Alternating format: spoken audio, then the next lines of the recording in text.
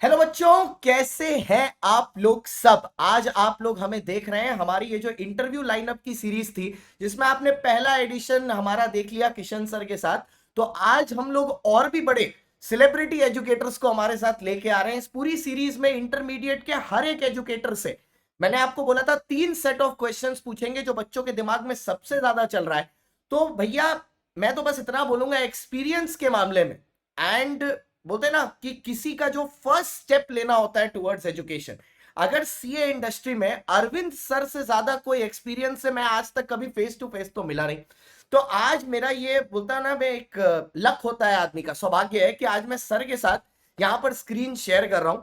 मैं आपको पहले अरविंद सर के बारे में, वैसे तो ऐसा कुछ है नहीं कि मैं आपको बताऊं जो आपको पता नहीं है, लेकिन फिर भी क्योंकि हमारे छोटे बच्चे ये चैनल देख रहे हैं, तो मैं आपको बताना चाहूंगा अरविंद सर अन अकेडमी पर टैक्स पढ़ाते हैं। उसके अलावा सर हैज बिन टीचिंग, मतलब teaching in this field for 22 years। Apart from that, पूरा मतलब एक एजुकेशन सिस्टम जो होता है ना नॉर्थ साइड में, वो सर ने अपने हाथों से बड़ा किया। इतने सिलेबस चेंजेस सर ने अपने दौरान देखे हैं, ठीक है। तो इनसे अच्छा कोई हमारे पास अभी नहीं है, मतलब बेस्ट पर्सन है आपको ये समझाने के लिए कि ये जो new course old course, new course old course, ये जो जंबल चल रहा है, आखिरकार इसमें रिक्वायरमेंट क्या है आईसीआई की और ये क्यों किया गया है। तो sir, first of all I welcome you to the platform, and I would want sir कि आप कुछ बातें बच्चों को बोलें, क्योंकि अभी ये नए नए बच्चे हैं जो अभी अभी फाउंडेशन से इंटरमीडिएट में आए हैं। बताइए सर। पहली बात sir, thank you so much for such a मतलब interesting introduction. Thank you sir. Thank you so much. हाँ, काफी टाइम हो गया, that is absolutely right. And so I been teaching since 2001 and मैंने अपना सीए पास करा था 96 में। And you know I been lucky to be able to be teaching and a part of the journey of so many students जो आज Exactly, sir. शायद branch heads हैं, company के सीईओज हैं, and they are always in touch. And I think as a teacher ये हम लोगों के लिए सबसे बड़ा एक factor hota hai, this love and affection and this bonding that we share with our students all throughout the life. So I believe it's a blessing. जहां तक बात रही सर सिलेबस की, so I'll take you back to 96 when we were doing it. तीन तीन subject होते थे। हाँ। ग्रुप 1 में 3 होते थे, ग्रुप 2 में 3 होते थे। फिर धीरे धीरे उस समय डायरेक्ट एंट्री से होता था, and then came the process of foundation, ताकि यंग बच्चे भी 12वीं के बाद ज्वाइन कर सके CA profession. Then in 2006, I saw the CPT, which was basically making foundation much easier. MCQ based आ गया, और काफी बच्चों ने CPT के दौरान CA को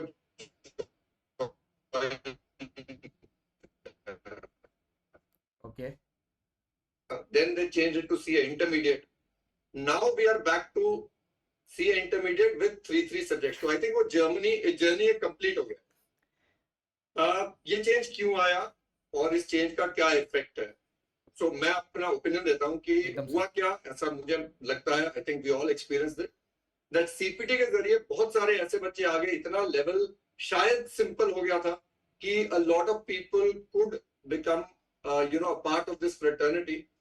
एंड शायद कहीं जाके, मैं नहीं बोलूंगा किसी ने कुछ कम किया ज्यादा किया, बट कहीं जाके आईसीआई को लगा कि लेवल थोड़ा सा और हार्ड करना चाहिए, because as a chartered accountant we are pillars of the financial world. हम लोग बैलेंस शीट एक बार साइन कर देते हैं तो और कोई इनकम टैक्स वाले भी नहीं उसको देख सकते। मतलब हम लोगों को ऐसा जिम्मेवारी दिया गया गवर्नमेंट ने, even in the income tax act, in the companies act, कि सिर्फ ऑडिट एक चार्टर्ड अकाउंटेंट कर सकता है। तो आप समझ सकते हो कि लेवल कितना हाई होना पड़ेगा। Points. So I think that is what ICAI is doing. They are also competing with international degrees. अब ACCA आ गया, USCPA आ गया, तो ये जो चेंज आ रहा है is based on that exam pattern and exam level. So क्या होने वाला है? Is it going to become easier? Is it going to become tougher? So मेरा ऐसा मानना है कि आसान उसके लिए होता है जो पढ़ने के लिए तैयार है, मुश्किल उसके लिए होता है जो पढ़ना नहीं चाहता है। बाकी आप और मैं बैठे हैं to try and ensure that they get the knowledge at that level. But ICI का इस बार जो एंगल बदला ना सर, मैंने जो आईसीआई के मॉड्यूल्स देखे उसमें इन्होंने क्या किया है, प्रैक्टिकल ओरिएंटेड केस स्टडी दिया। ओके। तो पहले क्या होता था कि आपको बता देते कि ये है, इसका सैलरी है, इसका हाउस प्रॉपर्टी है, आप इनकम निकालिए।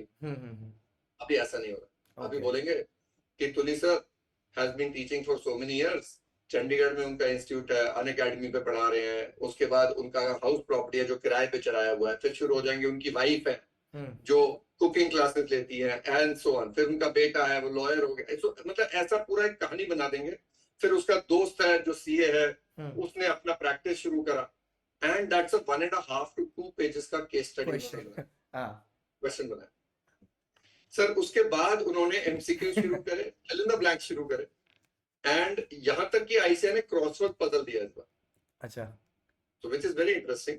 Okay, And then in international papers क्या होता है शंतन सर, कि वो ना एक ब्लैंक शीट नहीं देते, कंप्यूटर बेस्ड एग्जाम्स होते हैं। सो जैसे अकाउंट्स में अगर बात करूं तो बैलेंस शीट होगी सेमी बनी हुई आएगी, आधे फिगर्स डले होंगे, कुछ मिसिंग फिगर्स होंगे, बाकी आपको भरना, स्टूडेंट आपको क्या करना है, उन मिसिंग फिगर्स को कैलकुलेट चूज करना अपनी कैलकुलेशंस करने के बाद, और वो बैलेंस शीट ऑटोमेटिकली टैली हो जाती है। अब आईसीआई क्योंकि एग्जाम बेस्ड हमारा कंप्यूटर बेस्ड नहीं है, but what they done sir कि उन्होंने मॉड्यूल में एक ऐसा शीट बना के दिया जिसमें आधा टोटल इनकम बना हुआ है, आधा आपको क्लास में होगी। आप समझ रहे? So we should be expecting a more relatable exam. मतलब मुझे ऐसा नहीं होना चाहिए कि थ्योरी में अलग है प्रैक्टिकल में अलग है। अभी जाके क्या हो रहा है, वो एक वो आ रहा है कि भी जो थ्योरी में पढ़ के गए वैसा ही सामने प्रैक्टिकल में आएगा। Okay, so I for one am very excited. मेरे को ऐसा लग रहा है कि ये चेंज बहुत देर से पेंडिंग था, एंड 3 सब्जेक्ट होने से क्या है कि बच्चे के पास फोकस मिल गया, थोड़ा उनको और इन डेप्थ पढ़ने के लिए। तो ऊपर से पढ़ाई वाले जो थे, जो इफ आई में से सो सर कई बार होता है ना, तुक्का लग जाता है, एकदम वो नहीं, एकदम वो नहीं लगेगा, बस that is my opinion. Sir मेरे आप पहले क्वेश्चन का तो आपने जवाब दे दिया, मेरे पास 2 सेट ऑफ क्वेश्चंस आपके लिए और है सर। एक सेकंड क्वेश्चन मैं आपसे पूछूंगा, जैसे सर आपने, क्योंकि अपने बात में आपने वो मेंशन भी किया और ये मेरे सेट ऑफ क्वेश्चंस में भी था, जैसे एक ये कोर्स है आपका सीए, ठीक है, इसके साथ बहुत सारे इंटरनेशनल कोर्सेज भी हैं, जैसे सीएफए है, सीपीए है, ओके, एंड एसीसीए है। इन तीनों के करिकुलम में टैक्सेशन है, और इन तीनों के करिकुलम में जो टैक्सेशन है वो एमसीक्यू बेस्ड है। मैं आपके सब्जेक्ट स्पेसिफिक ही आ रहा हूं, तो सर अगर मैं जैसे पर्सनली, क्योंकि मैंने ऐसे ही किया था इसीलिए मैं आपसे पूछ रहा हूं कि अगर मैं इसके साथ कोई इंटरनेशनल कोर्स करता हूं, लेट्स से कि सीए इंटरमीडिएट के साथ, तो जो नॉलेज का लेवल है, पेपर पैटर्न का नहीं पूछ रहा, नॉलेज का लेवल है, उसमें कुछ डिफरेंस आएगा कि सीए सबको कवर अप कर देता है नॉलेज लेवल में इंटरनेशनल लेवल पे कंपैरिजन से?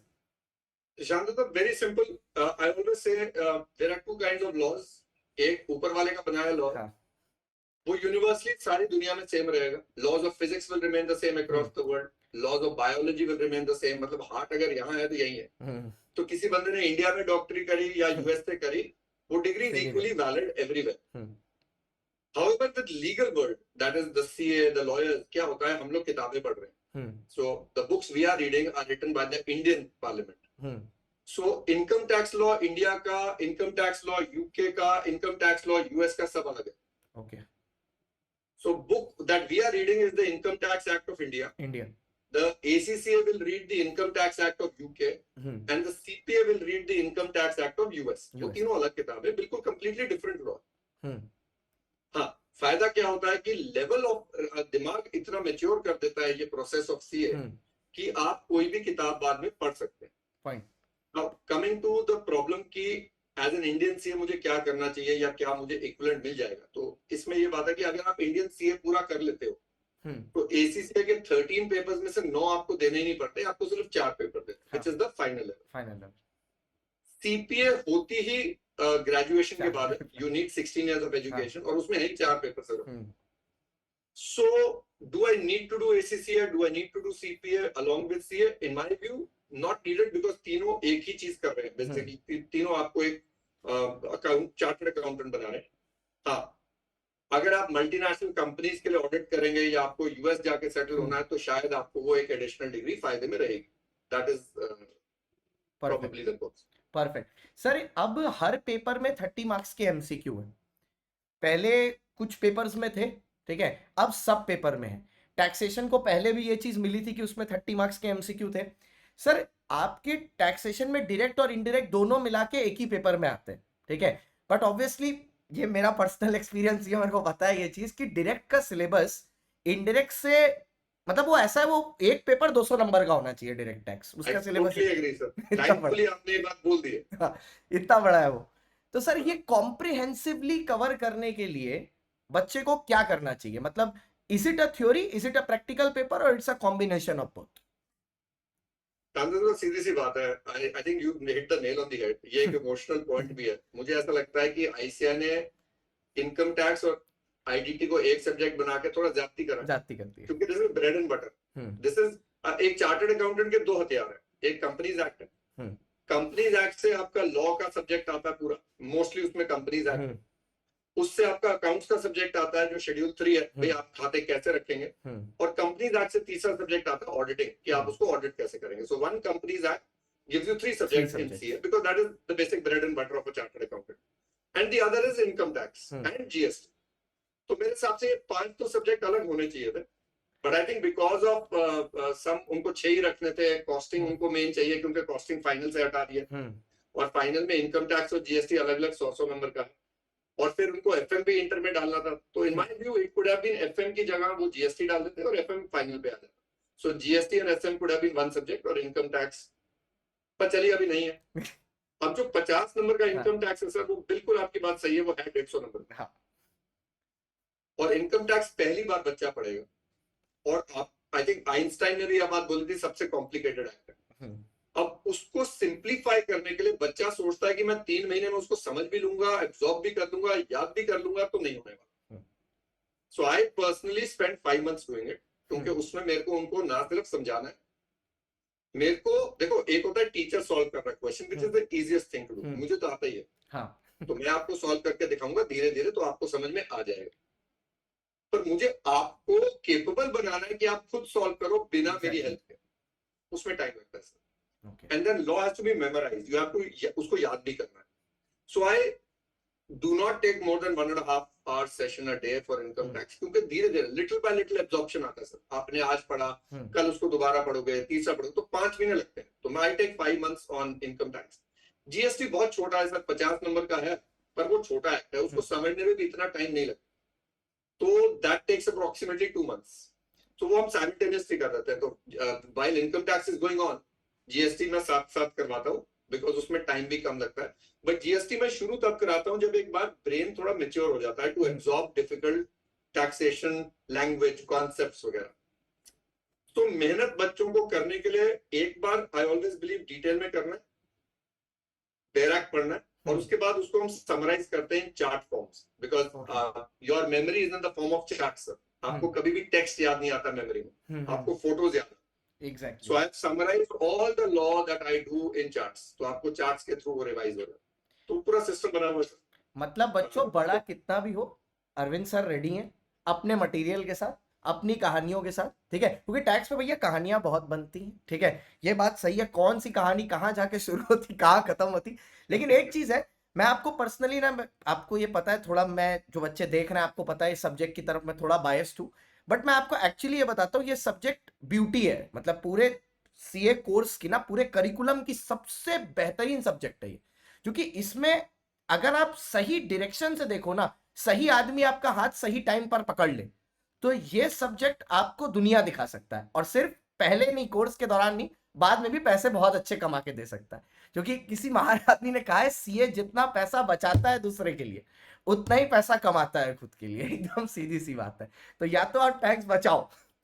बताइए सर। सर मैं ये कह रहा था कि दुनिया में कोई मर्जी आप प्रोफेशन कर रहे हो, आप बैंकर हो, आप लॉयर हो, आप साइंटिस्ट हो, आप डॉक्टर हो, आप बिजनेसमैन हो, आपको सर इनकम टैक्स तो लगेगा। तो आपको इनकम टैक्स की नॉलेज तो चाहिए। And I think if we can do it well, if we can make those children who are coming to us capable, see क्या होता है सर, कल को जब मार्केट में जाएगा, then he needs to be absolutely sure of what he's saying, because he's going to be a professional there. So उससे जब लोग एडवाइस मांगेंगे और वो बोले जी नहीं जी मैं तो इंटर में रट्टे मार के आ गया, वो नहीं होना चाहिए। So we must go into the depth and become a chartered accountant. Absolutely sir. Sir it was really nice talking to you. बच्चों आप लोगों को पसंद आया हो। और हाँ, एक और चीज बहुत इंपॉर्टेंट है, नीचे कमेंट सेक्शन में अगर आपको तुली सर से कोई भी सवाल हो या आप हमसे भी कुछ पूछना चाहते हैं, जरूर अपने कमेंट सेक्शन में लिख देना, तो रिस्पेक्टिव टीचर्स तक आपके क्वेश्चंस पहुंच जाएंगे। कमेंट्स आपके सारे रिप्लाई होंगे, इसका टेंशन मत लीजिए। और भैया बैच बहुत जल्दी शुरू होने वाला है sir, if I am not wrong, it starting from 18 से मेरा 12:15 बजे है, 12:15 परफेक्ट। तो तुलू सर 12:15 से रेडी हो जाएंगे, जिससे आपके टैक्स में 12 ना बजे, इसलिए सर आपको बचाने के लिए 12:15 पर आपके पास आ जाएंगे। तो आप बच्चों जल्दी से जल्दी एनरोल करो और फटाक से पहुंच जाओ पहली क्लास से, क्योंकि असली मजा सबके साथ और पहली क्लास से आता है। जब तक टैक्स का मतलब नहीं समझेंगे तब तक आगे कैसे समझेंगे। Thank you so much sir, आपने अपना टाइम Thank you, निकाला sir. Sir. It was great having a session with you. Future में भी ऐसा कुछ जरूर प्लान करेंगे sir. Thank you so Awesome, much. sir. बड़ा मजा आया आपके साथ। अरे Bye-bye, thank you sir. Sir, Take care. Thank you sir.